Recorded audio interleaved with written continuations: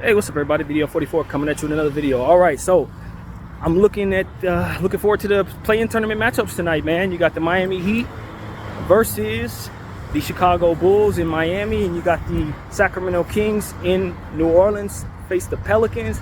And honestly, guys, injuries are really what's going to hurt these games, man. Nobody in this series is healthy.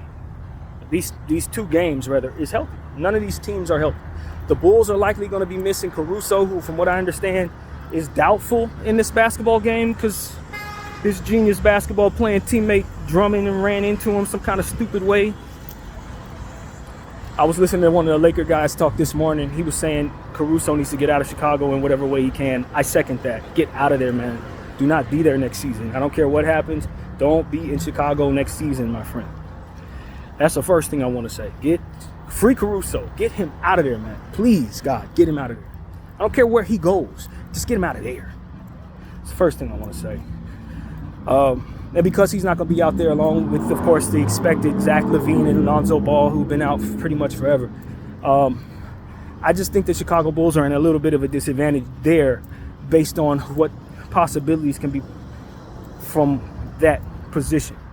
That shooting guard, small forward position, it's a little compromised. I ain't going to say thin because they do have Ayo Dosunmu and DeMar DeRozan and Dylon Terry, who played well in the last game. So they have plenty of forwards and guards, but not of the quality that they probably would prefer.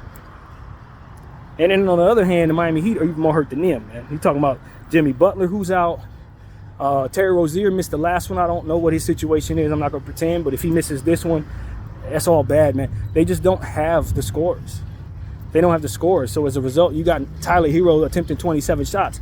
A lot of people are upset at Tyler Hero for attempting 27 shots.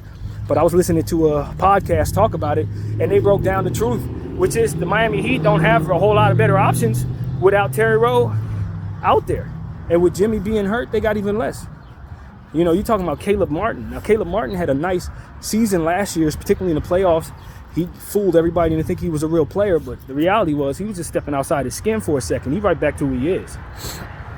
You're asking Jaime Jaquez to score a lot. Jaime's good. I like Jaime, but he's not going to be able to make up for what Jimmy does. He's not going to be able to make up for what Terry does.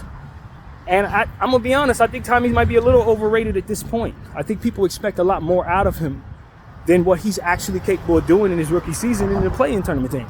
Now, maybe he proves me wrong, gets 35 points tonight, but that's probably what he's going to need to do to beat the game, to beat the Chicago Bulls.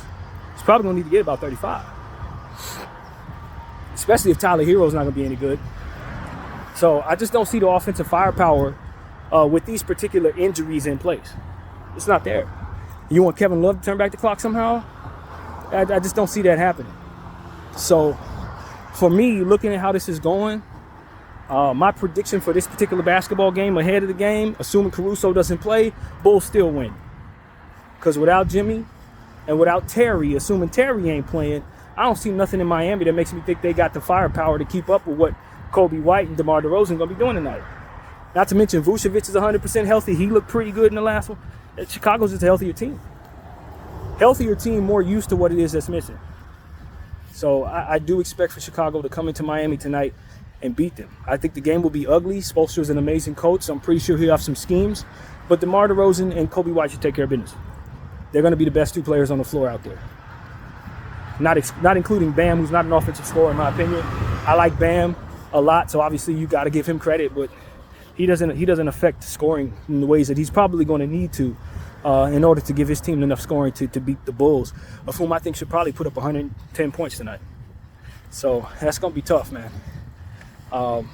In the next situation, you're looking at the Pelicans and the Kings, and I already made a prediction on this. I thought that the Pelicans would win the game, and I told you I wasn't very confident in that because Zion would not be available. B.I. is not 100%. You know, B.I. didn't play in the final quarter of the game against the Lakers. But I just think that, you know, the Laker games, and I said this already, but the Laker games were an outlier in a sense that we just match up extremely well against the Pelicans. The Sacramento Kings, it's the opposite. They match up extremely poorly against the Pelicans. As the regular season score would tell you, Pelicans won 5 out of 5 games. So I just don't know how to bet on the Kings in this situation when the Pelicans have had their number in such a demonstrative way. And they won a lot of those games by more than double digits. I mean, it's not close. So I don't know how much Zion affected that. But what I am looking at is the fact that the Pelicans, before the Lakers games, had won 4 straight. And a lot of what they were doing right was without Brandon Ingram, because CJ McCollum and Trey Murphy were such phenomenal shooters in those situations.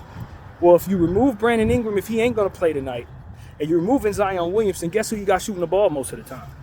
It's going to be Trigger Murphy, and it's going to be CJ McCollum.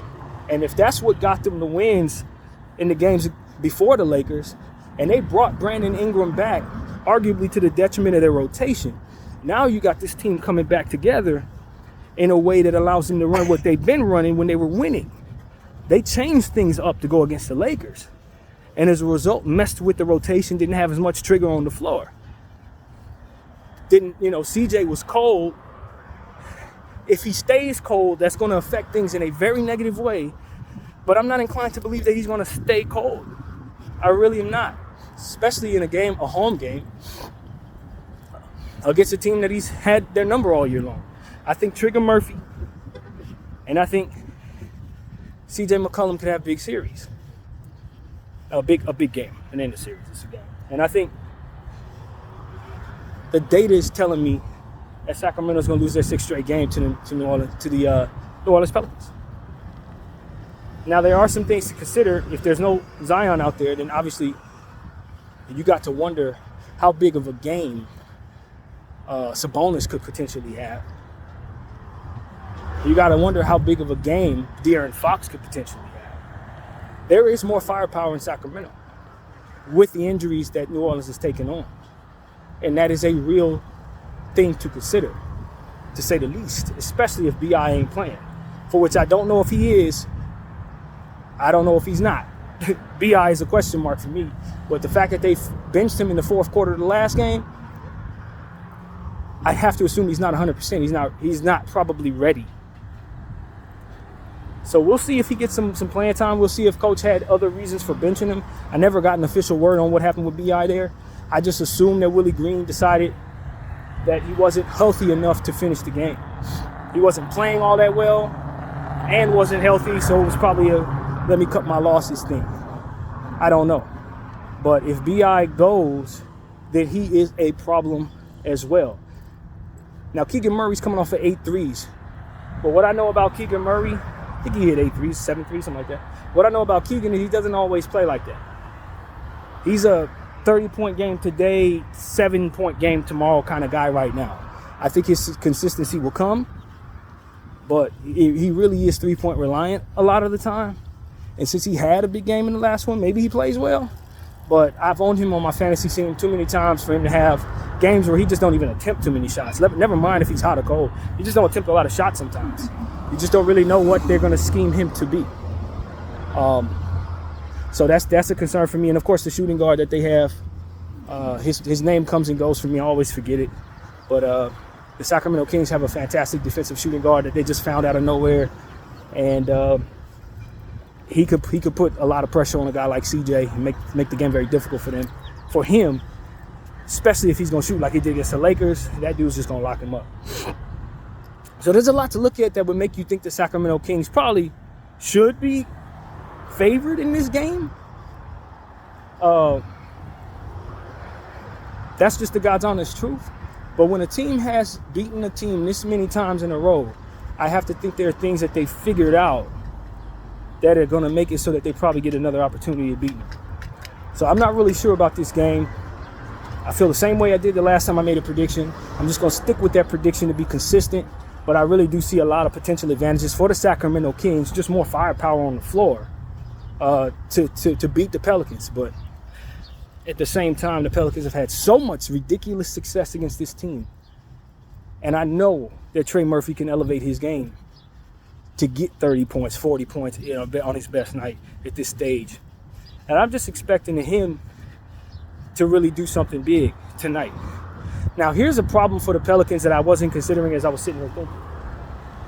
Alvarado's not 100% healthy. And throughout the course of that 4-game winning streak before they played the Lakers, Alvarado was out there doing damage. He had a great game against the Lakers in the first one. The second one, he came back and rolled his ankle twice. I haven't heard anything about his status for tonight, but I'm assuming he's going to be hobbled. If he's hobbled, Zion's hobbled, B.I.'s hobbled. That's a lot, man. Even for my prediction, that's a lot. For the Sacramento Kings to only be missing 2 players that they've had out for now over a couple of weeks, in Herter and Monk, who's been out for 2 weeks already. They're used to the rotations of what their team looks like when they're out. Curious to know if this is too much for the Pelicans to overcome right now. Curious to know if the Pelicans, even though they have a home court, and even though they have some players that should be able to step into their own comfortably, I'm curious to know if my prediction is trash because the Pelicans are simply missing too many players tonight. So I don't know, man.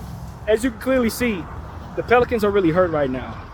As much as I like them for this matchup, if they were healthy, going up against this team that they've beaten a million times, if you're not yourself when you're going up against a team, then how much of what it is that worked is going to work against them? When you remove half of what you had, you're not the same team. It's not the same. It's just not. So that is a real thing, man. That is a real thing. I love that CJ's healthy.